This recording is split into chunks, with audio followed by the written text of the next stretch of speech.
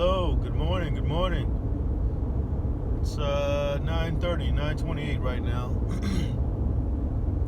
I'm headed up to a place called Greenwood, South Carolina. That's where, if you ever read Barack Obama's latest book, or maybe the book before that, I think he mentioned Greenwood. That's the place where he got the phrase, what was the phrase? Fired up, ready to go. Fired up, ready to go. Yeah, I'm actually still reading the last book that he put out. That book is so long. I think I'm a little bit over halfway, and I got the book in November. I mean,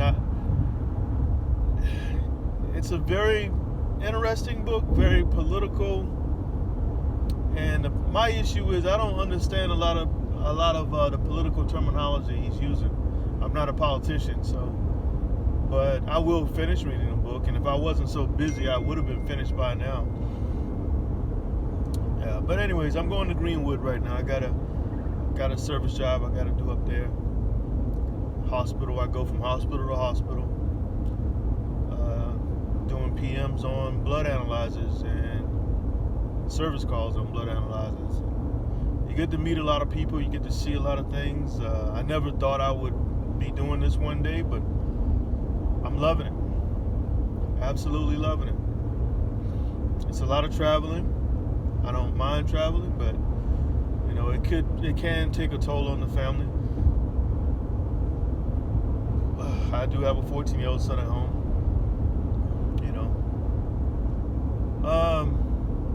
Just got finished watching Kwame Brown's latest video. He went over a lot of different topics, a lot of different subjects. And as always, he's speaking to our soul. As always, he's telling us some things that we really need to hear.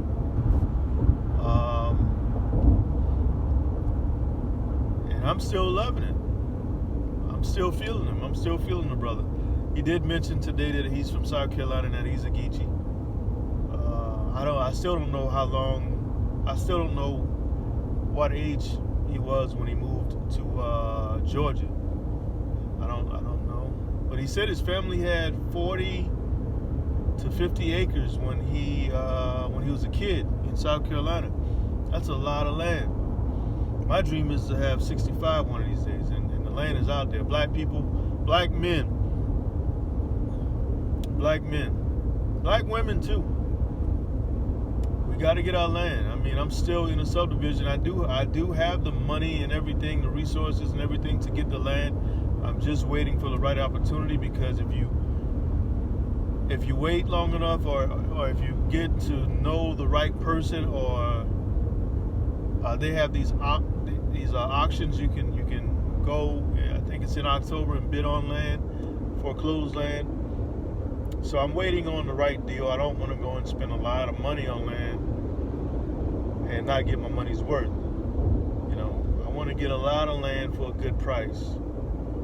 As you guys know, I am growing my own food now, and it's my third year growing my own food, and it's been a pleasure.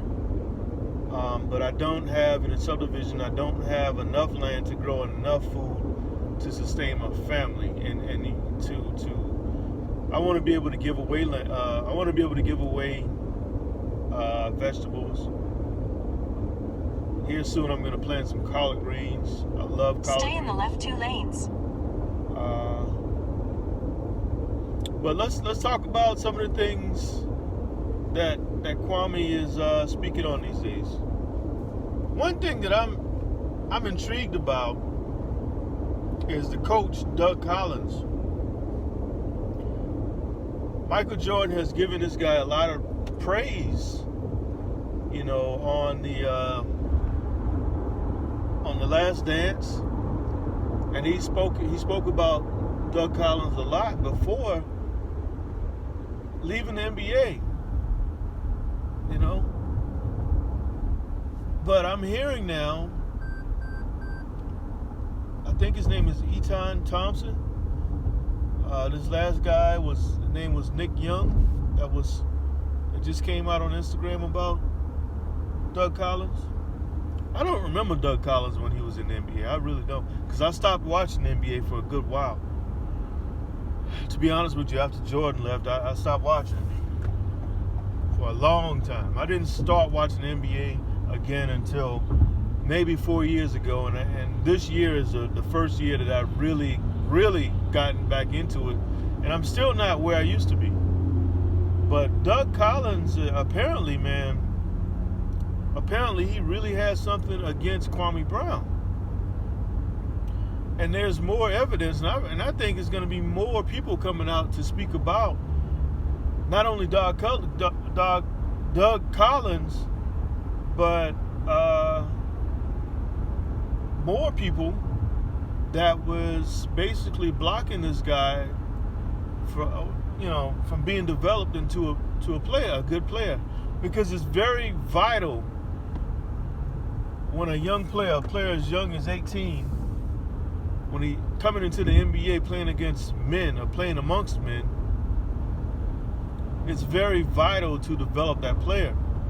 And if you're not developing him mentally and physically early on, then how in the hell is he going to be able to compete to his full potential?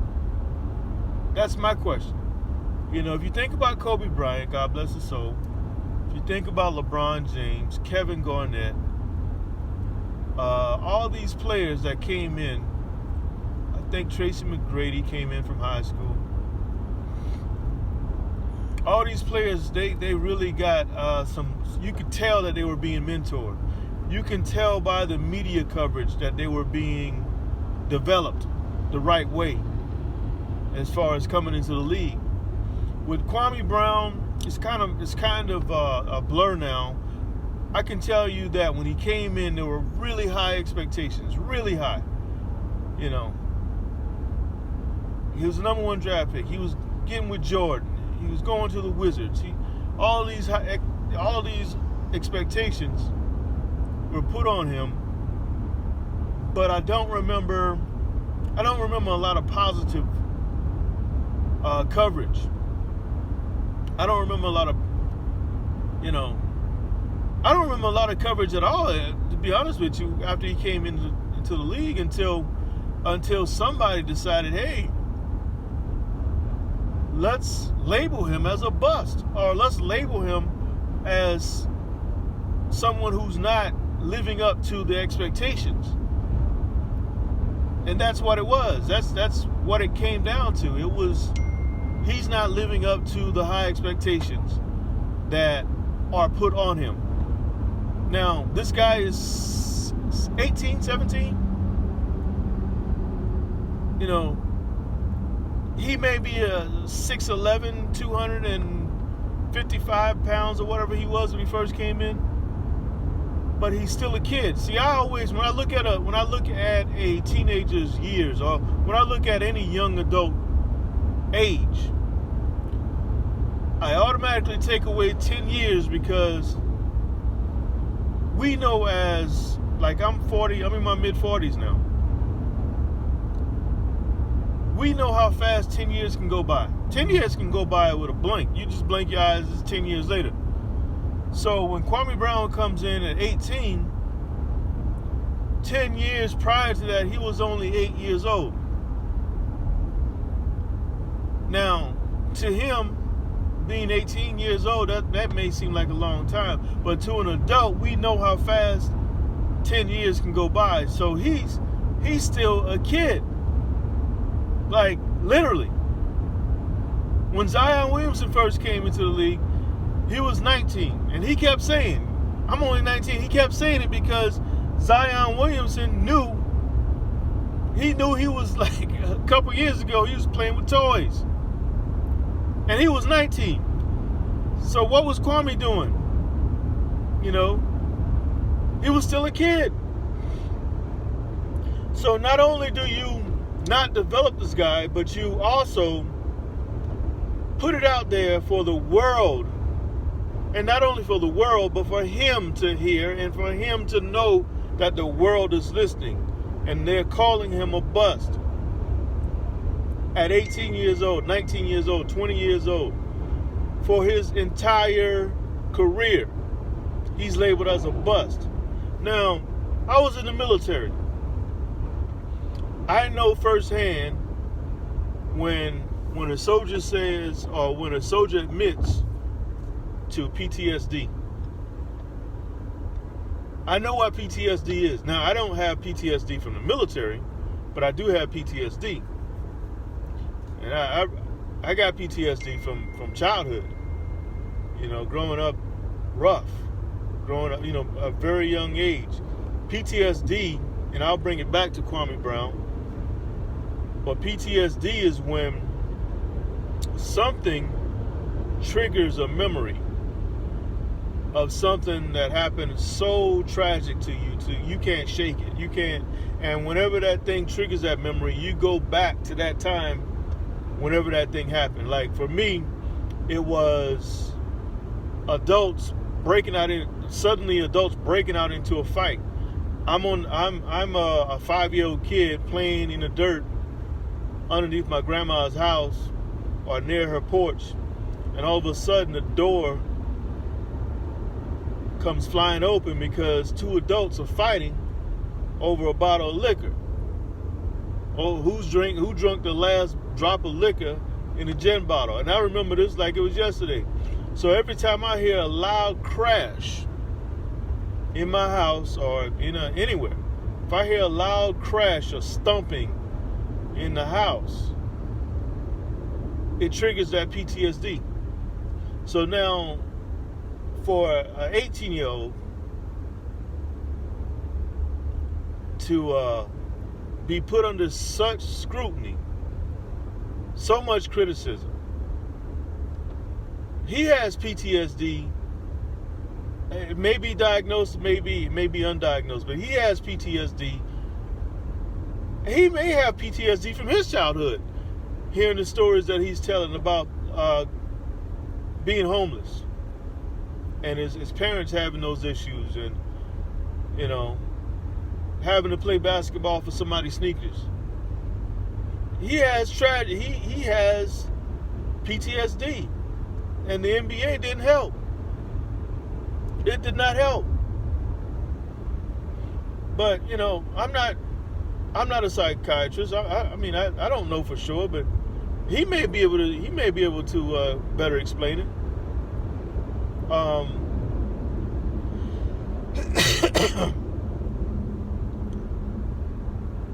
But it seems that the evidence is there, man. It's there.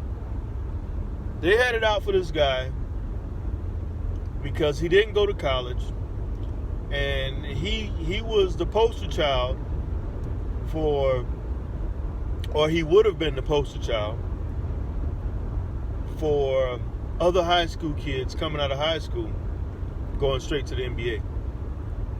That would have been millions and millions, billions of dollars lost from the early 2000s until now. Had they didn't come out with a rule, had they not painted him out to be a bust, had Stephen A. not going to those colleges and just rag on this guy, calling him a bust. He went on a tour, apparently, calling this guy a bust, and trying to convince the kids that this is why, he's the reason why you should go to college and develop your skills. I don't have anything against college. I'm not a college graduate. I went to college. I went to a trade school, 2-year college, for 1 semester. And I didn't have time to go. I was very young, and I had a young family, so my wife wasn't working. I didn't have time. I couldn't juggle everything all at once. So I don't have anything against colleges. I'm not a college graduate. But these big universities would have lost a lot of money because the talent is what brings people into these arenas Nobody wants to see slow basketball players, non-jumping basketball players on the court. They want to see fast pace, fast breaks, dunks, three-pointers. They want to see that swag. But if all these guys are going straight to the NBA and just bypassing college altogether, that's the biggest reason. I mean, everything is all about money now. It's all about money. People say, oh, you should go to college and you have something to fall back on. They don't really care about that. If that's the case, then why they only require 2 years? 2 years, you don't get your degree in 2 years. I mean, you don't go to a 4-year university and get a degree in 2 years. I mean, you could, but let me stop because I don't know enough about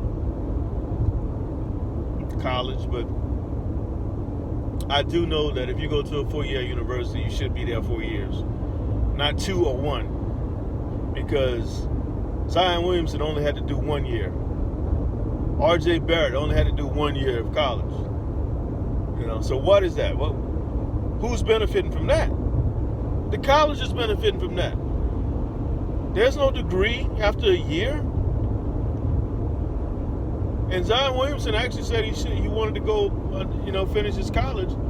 But I think he faced a lot of pressure as far as, I don't know where the pressure was coming from. I can't speculate, but obviously he was facing some kind of pressure to go to the NBA.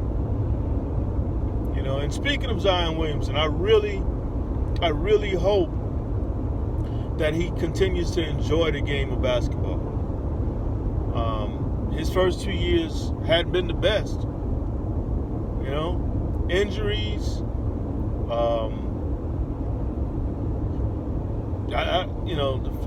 Alvin Gentry, I think, was a better coach than Van Gundy. That's my opinion, and I hope Master P get that job. I really, really hope Master P get that job. I think Master P could be a great coach for the Pelicans. I'm jumping all over the place, y'all. I got time, so I'm just saying what's on my mind right now. Like I said, this video might not get uploaded this morning. Normally I'm at home when I upload my videos, but right now I'm on the road. I have to use data instead of Wi-Fi.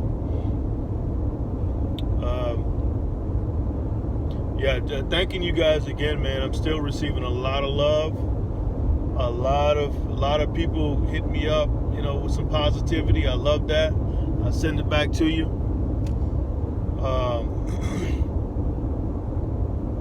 A lot of subscribers, and if you are new to this channel, you like the content, go ahead and hit that subscribe button, hit that like button. I got plenty more in me, and when I drive like this, I have nothing else to do but drive and think. So now I can make videos, I guess. Doug Collins, he's starting to seem like a real snake to me. I mean, I don't like judging people that I don't know, but there's a lot of evidence. I think Etan Thompson, I think I'm saying his name right, Etan Thompson. Etan Thompson or Thomas. He's one of Kwame's ex-teammates on the Wizards. I remember him well. I remember that Wizards team well. I actually got to see them play a preseason game at the Bilo Center in Greenville, South Carolina. The place I'm headed now. I'm headed to Greenwood, but I got to go through Greenville. It was called the Bilo Center at the time. Now it's called Bon Secours Arena or something like that. But I got to go see the Wizards play in 2001. They played they played the New Jersey Nets. Jason Kidd was playing with the Nets, and Jordan was playing with the Wizards. I remember Brendan Hayward. I think Kwame was playing then. I'm not for sure, but I think he was. But I know Brendan Hayward. I know I can't remember the Clemson guy is the point guard. Whitney. Yeah, Whitney. I remember he was playing. Rip Hamilton. I believe Rip was playing. Man, Rip was a good player. He was great. Popeye Jones. It was my first NBA game, and it was nice. It was nice. I took my brothers, I took my sister, and me and my wife. We drove up there, and it was quite the event. I drove back the same night. Greenville's about 3 hours away from my house. But I think Kwame was playing. I'm not for sure. I think Kwame might have came on the next year. I can't remember for sure. I want to say he was, but I'm not for sure. But yeah, they definitely had something against this guy, and I'm so glad. It's crazy how things work out. You know, this guy was quiet for 10 years, and all it took, well, not all it, the thing that was too much, really pushed him over the edge, was two of his former teammates like totally disrespecting him, man. And it opened up a can of worms, and it's like a floodgate of supporters now coming out, and we're speaking about all kind of things, all sorts of things. We're talking about and exposing things that need to be exposed, things that absolutely need to be exposed.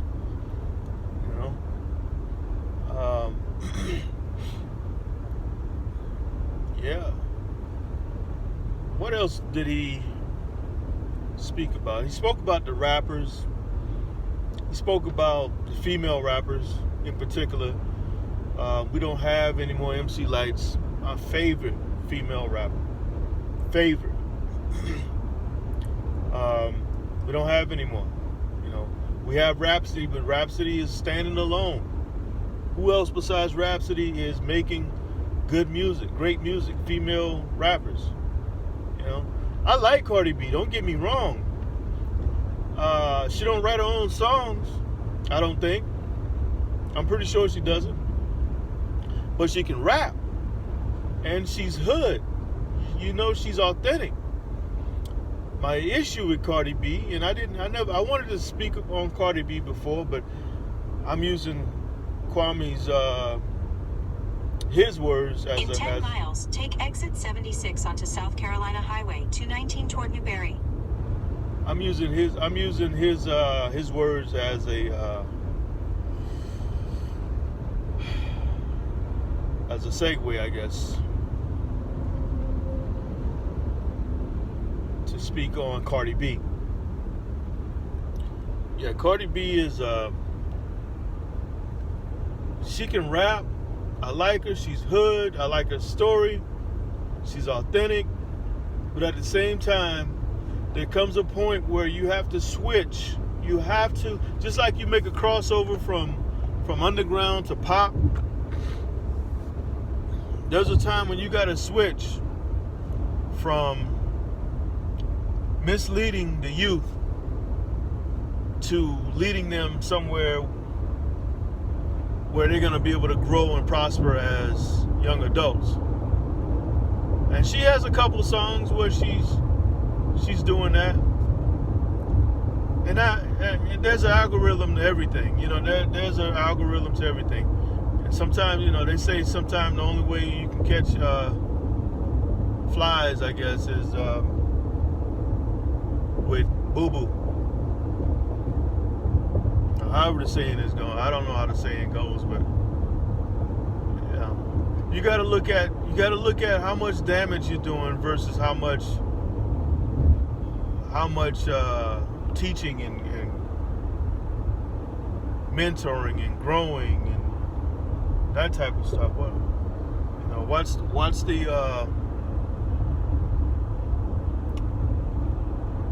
if you put it on a scale, what outweighs the other? Does the garbage outweigh the nutrition, the good stuff on a scale? You know what I mean? But yeah, Queen Latifah, another great female rapper, UNITY. UNITY.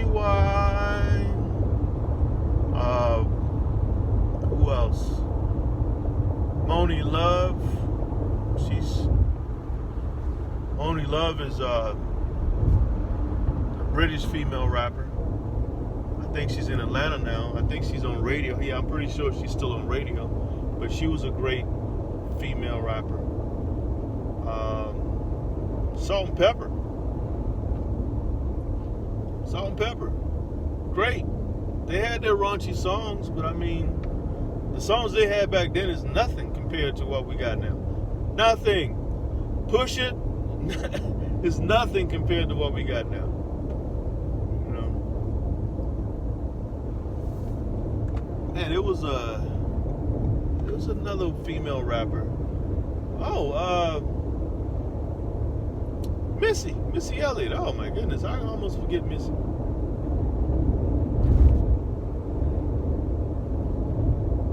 The Brat. Ah man, I almost forget the Brat. The B-R-A-T. Oh, I just saw the Brat on that Versus with Soulja Boy and Bow Wow. The Brat still nice. I'm talking still nice. The Brat was like the hottest thing on the radio at one time. The hottest. Male, female, hands down. She was the hottest. You know, she did that song with Biggie, and then it was like, well, come on, man. Straight lyricist. Yeah. There's a lot we gotta wake up from. At the same time, I want to say you don't want to, with young people, you can't beat them in the head. You cannot. If you want to run a young person off, constantly complain about stuff and lecture about things over and over and over. That's how you lose them. That's how you lose a young person. Think about it when you were young. You do not want your parents in your face all the time, always telling you that you're doing something wrong. All that did was made me run the other direction. And nothing's changed as far as that goes. Young people are still the same. You know? So I think what we have to do as the older generation, as the elders, not speaking for the elders, but as the older generation, what we have to do is we have to pay attention to these kids, really talk to them, really show them love, and know that it's all about them. It's all about the young kids. It's all about the next generation. Excuse me. It's all about them. We had our chance. We had our turn. Sometimes I just want to just stop the hands of time and just pause everything. It's like, come on, man. Can I just go back 10 years? Nah, I had my chance. I mean, I'm not old, but you know, even if you are in your 50s and 60s or whatever, you're still here, you're still living. All I'm saying is we got to pay more attention to our youth and kind of like steer them like a shepherd, you know? You don't see the shepherd, you don't see the sheep beating them with the stick. That's how you scare them and spook them and run them away. You just take that rod and you stare them. There's a saying, you spare the rod, you spoil the child. I'm sure all of you have heard that. You spare the rod, you spoil the child. Now, some people might say that calls for spanking your child. In 2 miles, take exit 76 onto South Carolina Highway 219 toward Newberry. I see they got the cops out this morning. State trooper. Others will say the rod is a metaphor for guidance and lecture and mentoring and love. You know, I when I was younger, I thought that the rod was spanking the child. You know, and it can apply, in that way, because I'm not one of these parents that says you shouldn't spank your child. When you got a 5-year-old being completely terrible, just a terrible 5-year-old, a terrible 2-year-old, or whatever, sometimes it requires a little spanking on the butt. But when you got a 16, 15-year-old that's, smelling their must, as I said before, you can't. Use the right lane to take exit 76 onto South Carolina Highway 219 toward Newberry. You can't beat on that child, because at that point, that's child abuse. Because you can't spank that child. He's not going to feel anything. You can't. By that time, it's almost too late when a child's that old. At the stop sign, use the left lane to turn onto Highway 219 toward Newberry Call. What in the world is this thing? Sometimes it's GPS. Turn left. Sometimes GPS is. Oh boy. In 3.2 miles, turn left onto Wilson Road. GPS is good sometimes. Most of the time it's good, because sometimes the GPS will take you off the road and to have you avoid traffic. I like that. But when it takes me off the road and on a route that I'm not familiar with, it's like I'm kind of wary about that. But anyways, spare the rod, spoil the child.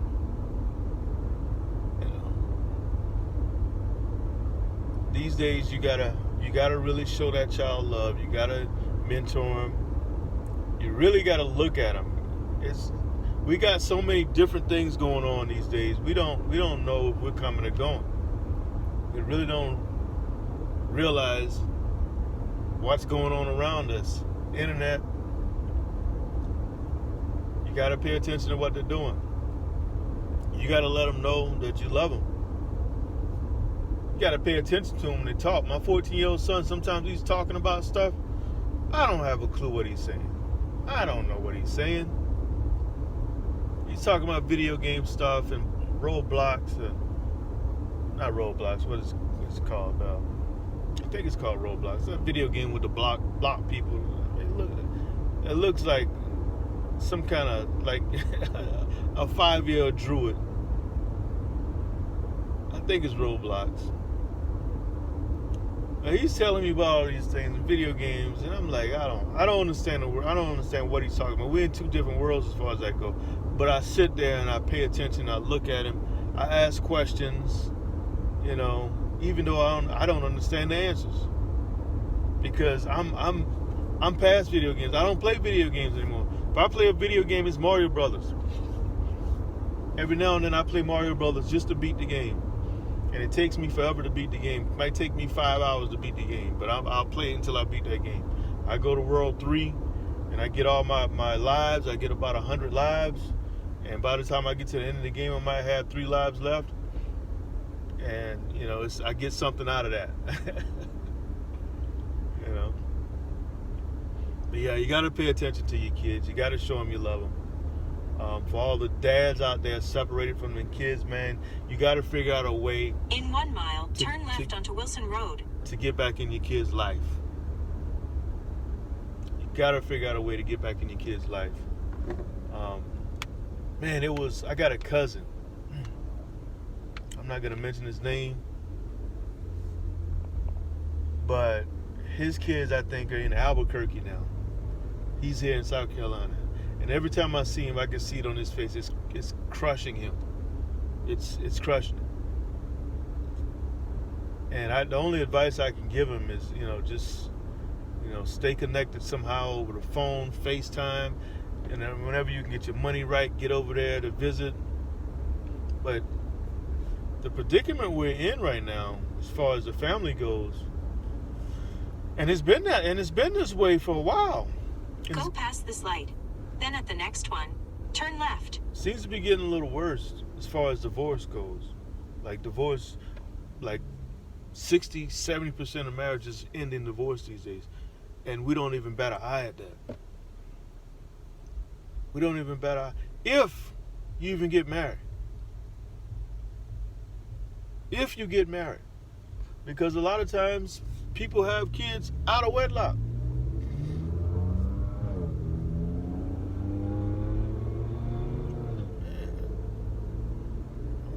Four cylinder sound pretty good. At the light, turn left onto Wilson Road. Yeah, I mean, if you get married these days, it's almost like, I look at it like this. You look at basketball, we're talking about basketball, right? If a person is a 40% three-point shooter, a 40% three-point shooter is a good three-point shooter. I think Steph Curry might be 40 or something like that. 40% of the time when you throw that ball up, it's gonna go in. If you're a 50% three-point shooter, you're almost damn near human, unhuman, immortal.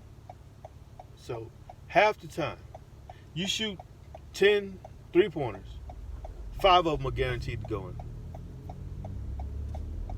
Think about this now. If you're a 70% three-point shooter in the NBA, in 3/4 damn of a near mile, unstoppable. turn right onto Dixie Drive. Damn near unstoppable. 60 to 70% of marriages are ending in divorce. It's almost like, why are you even getting married? Which a lot of people are not. Now, you ask yourself, At the next light, turn right. I'm sorry about this noise, y'all. If I didn't have to use GPS, I wouldn't be using it, but I gotta use it because I haven't been to this place in a long time, and I don't know how to get there. And I'm not gonna print out some instructions like we used to do back in the day. I'm just gonna use the GPS, but y'all gotta bear with me. I think I'm gonna hit a straightaway. At the light, turn right onto Dixie Drive. I'm gonna hit a straightaway that's probably gonna go for like 20-something miles, one of these back roads. So just bear with me, please. Oh, I see a sign that says Greenwood 40 miles at this next turn. So it'll be a long trip, back road.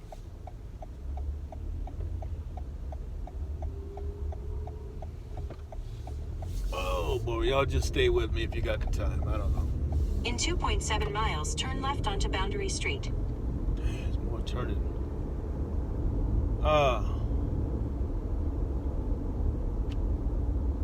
So you gotta look at you gotta look at it like this. A child growing up with mom in one house and dad in another house, and maybe having a brother over here, a sister over there.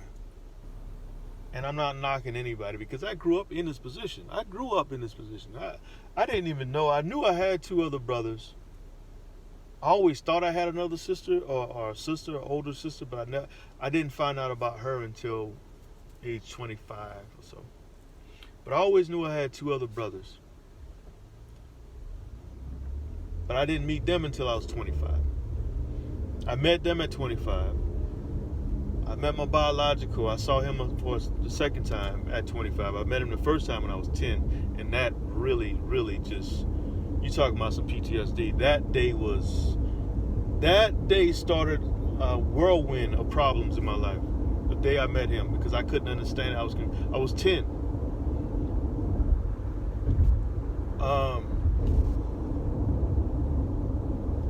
But now, you got to ask yourself, dad is in this house, mom is in this house, I'm with mom or dad, I got a brother here, sister here. Now, that kid is growing up pretty mixed up as far as his foundation goes, because I look at it all as a foundation. Like if you're building a house, what kind of foundation you got? You got a solid foundation on a slab of concrete, or do you have a crawl space? Are you in a mobile home? You got wheels underneath the house. I mean, you in a camper. You look at the foundation of that kid. Now, some kids persevere, and I don't know the numbers. I persevered. Kwame Brown persevered. Many of you persevered, but I'm willing to bet if we look at the numbers, that kid on average versus the kid that grows up in the house. And another thing is, I had a stepdad, I had a man there, so that helped. Kwame says he had a man in his life. He had older brothers. He had men around him. But a lot of these young boys, it's just mom, auntie, or grandma. And some of them persevere, but if you look at the numbers, what I'm getting to is a kid with a loose or shaky foundation, which I compare to not having both parents in the home, you know, dad having kids scattered all about, versus that kid with mom, dad, and all his siblings in the same household. I'm willing to bet that the numbers would show us that the kids on that sturdy slab of concrete has a better outcome. Use the left lane to turn onto Boundary Street. On average, that kid has a better outcome. That's what I'm willing to bet. Now, turn left. You got to ask yourself, well, why is it that people can't stay married? Why is it that we're having kids out of wedlock? And I'm talking about the black community. I'm not talking about everybody now, but every race has these issues. But the black community, I think we're pretty much leading the way. There's no one thing you can identify as the one issue. But I will say things have changed as far as the role of the man, the woman. In 5.3 miles, keep right onto Main Street. You know, mom does not have the luxury of staying home to raise the kids anymore. Dad is not respected, or husband is not respected the same way he was 40 years ago, 50 years ago. And the roles between man and woman conflict with each other. Men don't know our role. We don't know our role anymore. And woman is now the strongest thing to ever walk this planet. That's the role, supposedly. I mean, that's not the case. We all know that that's not the case. But society is telling us that the woman is the strongest thing walking the planet these days. Now, some women say, "Hey, yes, that's the case. That's we're strong. We're independent. We don't need a man." But you got other women out there saying, "Hey, y'all speak for yourself. I don't mind being a mom. I don't mind being at home." Now, those women are being overshadowed. They can't even speak up. They can't even say that out loud without being considered weak. That sounds crazy to me, but that's the case. We all know that's the case.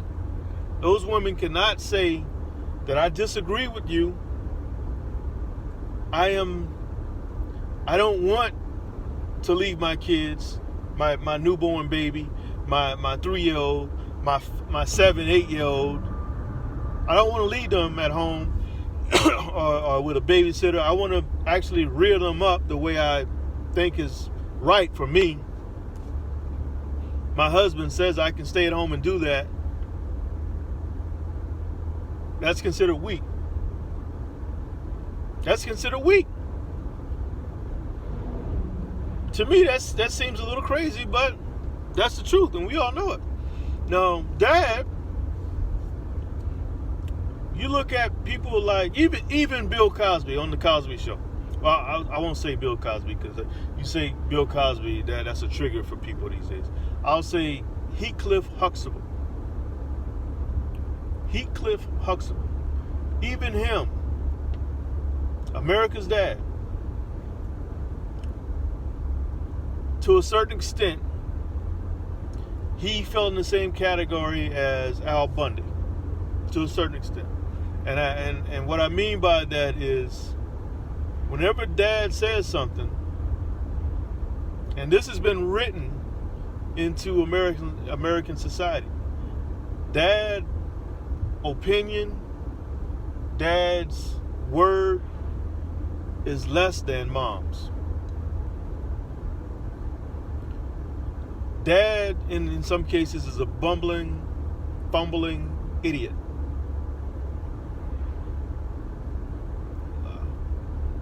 Peter, what's his name? Peter from what's that show? The Family Guy. In 2 miles, the cartoon. keep right onto Main Street. Look at Peter. Look at. Oh, almost hit a squirrel. Look at what's the other cartoon? Homer Simpson. Look at Al Bundy. Look at these characters. And the men know exactly what I'm talking about. The dads out there, the husbands, they know exactly what I'm talking about. It doesn't matter what dads say. We're going to run this by Mom to see if he's right. Dad can say, hey, the power is out. I believe the lightning outside hit a telephone pole and the lights went out. Kids look at Mom. Is he right? Can lightning do that? That's where we're at in society.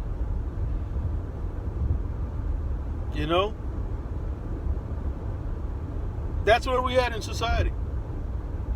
The man has to do a whole lot of convincing. A whole lot of convincing. Mom just has to say it one time. Mom is right. Mom is the smarter one. She has all the brains. We can be going on a road trip. A trip that I've been on several times by myself. You know, I don't need GPS. I can say turn left. Use Mom the right says lane to keep right onto Main Street. Mom says no. I think we got to turn right. Kids looking at me like, why are you turning left? That's just dads in American society. I don't know about other countries. Dads are considered, you know, when it comes to advice and things of that nature, we're For 29 miles, continue straight. There's that long stretch. We're considered lesser than. Our word is considered less than Mom's. That's just how it is. And I don't think it's always been that way. I'm pretty sure it has. But that's another issue. That is another issue. Now, you also have to address some of these men out there who are not being men. I mentioned before that I'm a person of integrity when I spoke about a situation with Charlemagne. I try to be a person of integrity. I make an effort to be somebody who's going to follow through, who's going to stand by his word, you know? I try to be. So I lost my train of thought here. Bottom line is, man, I'm getting a call, guys. So I'm gonna have to stop it right here. we'll take it up later. Y'all have a blessed day.